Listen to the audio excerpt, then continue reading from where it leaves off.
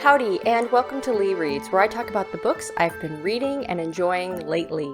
In this video, we are talking about my bingo cards.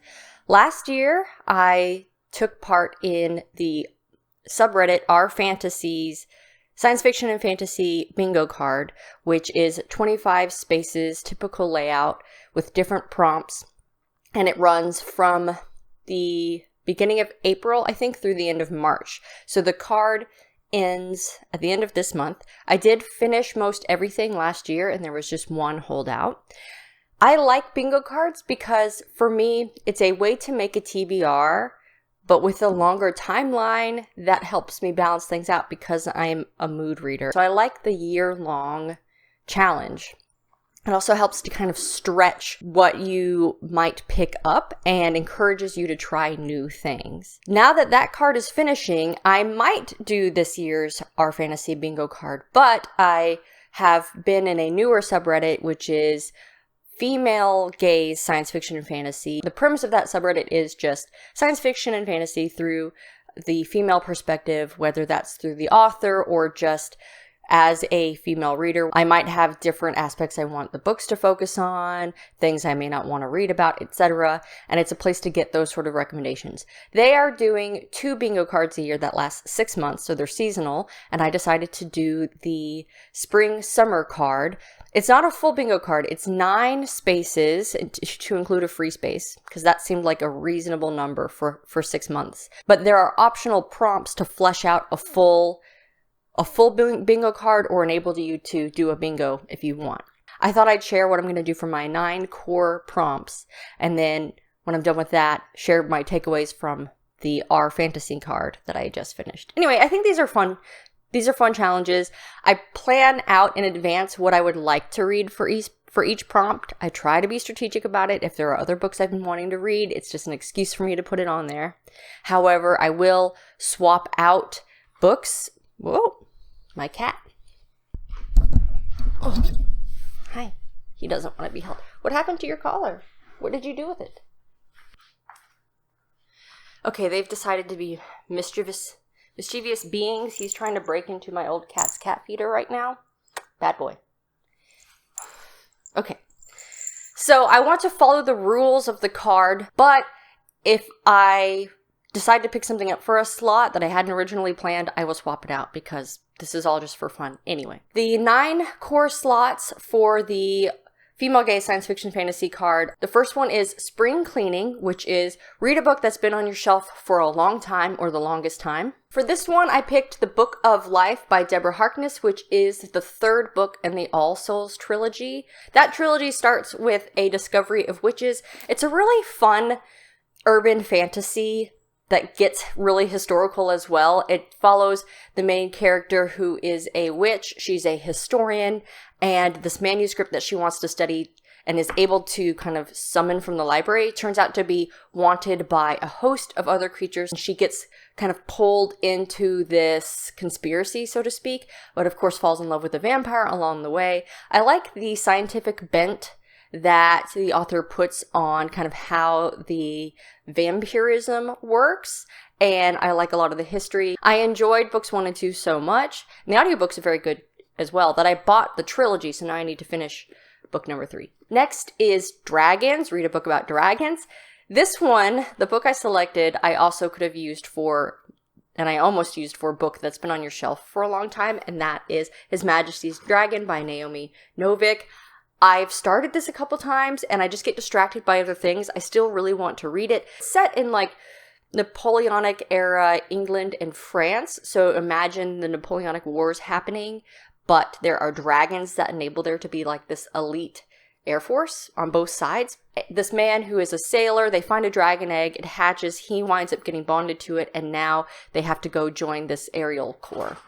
That's what I know about this series. I know they've recently been reissued with these lovely covers, and I had to stop myself from buying the whole set because it makes art, you know, when the spines are all together.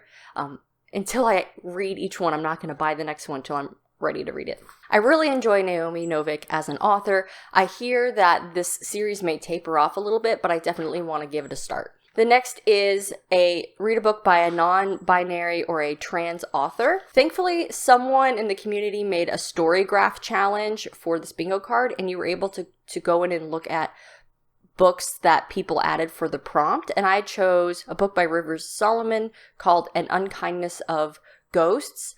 I don't know what it's about too much, except for I kept seeing this one being recommended in various places, and I'm just going to go into it blind. Next is Old Relic. Read a book that was written, I think, before 1950 or 1960. I can't really remember. And I chose Kindred, but now that I'm thinking about it, that one might be too recent. Then there's the free space. The next is read a book that you have seen recommended on this sub, whether it was to you or just a recommendation in general. This one I have seen recommended on the sub. I also previously saw it in other places, but it doesn't say that doesn't count. And that is The Legacy of the Brightwash, which is an independently published romance. In this world, if you have a magical talent, you have to be registered with the government. It's kind of a thing that's looked down upon. And the main character of this story is sort of a police officer who manages people who are registered. He goes and he checks in on them. One day there's this body that washes up on the shores of the Brightwash, which is the river that their town runs through. No one seems to care about this person, but our main character wants to get to the bottom of like, who is this person? What happened to them? He feels it's involved with people who have talent. He has family members who have talents. He has a little bit of the talent himself, but just not enough to be registered. So I think it primarily follows this investigation, and yet somewhere in there is apparently a very stirring romance. People who have read this book are probably yelling at me for doing it such an injustice with that summary, but I'm going to read it and I'm going to find out for myself. The next slot is for coastal setting. I'm finally going to read The Sword of Kaigan by M.L. Wong, who wrote Blood Over Brighthaven, which was one of my favorite books last year. There was so much hype surrounding this book that I didn't want to try it and be disappointed, so I just didn't read it, and now I finally am. Another thing is I hear it's kind of heartbreaking and people cry when they read it, so I wasn't sure if I was ready to face that. It's following the perspective of this woman and her son.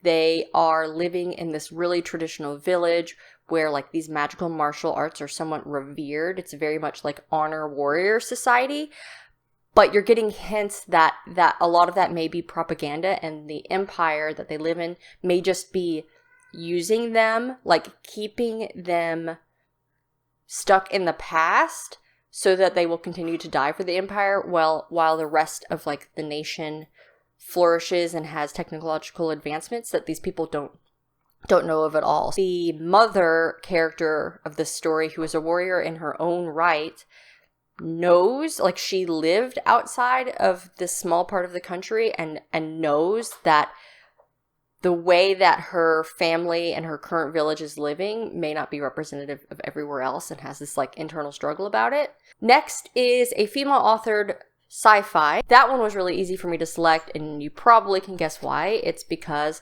I am reading through the Vorkosigan Saga by Lewis McMaster Buljold. So for this one, I put the Vor game, which is the next in my Young Miles omnibus. I'm only just now meeting Miles and getting started with Miles and his adventuring.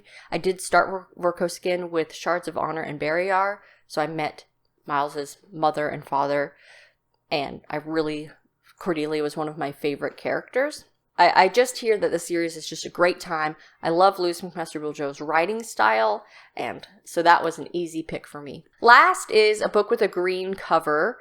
I almost selected Daughter of the Forest by Juliet Marillier because I've been wanting to reread that one lately, but I think I'm going to go with something new. There's a novel called Green Teeth that recently came out. I put a hold on it at the library. It is about a spirit that inhabits this pond, and when the nearby village tries to like drown this woman as a witch, she saves this woman, and then I think they're going to go out and get revenge on the village or try to set things right or something. I thought that was a really interesting concept, and I hope that my library hold comes soon. So those are the books that I'll be looking at over the next 6 months for this bingo card. I want to put up on the screen my completed bingo card for the 2024 Our Fantasy Challenge. If you want to know more details about what each prompt was, I did make a video last year when I made that card that I will include. I will say the hardest slot, the hardest one for me to read in this card, and the one I finished last, was actually to read the short stories. I think you had to read 5 short stories, and hard mode was to read them from the same anthology. I just don't read short stories very often, so even though I now have 2 anthologies, I have Kate Elliott's and Naomi Novik's, it took me a while to complete that challenge. It makes me think that I should try to pick up maybe 1 short story a month, just to branch out a little bit, because the storytelling with short stories has to be so like pointed.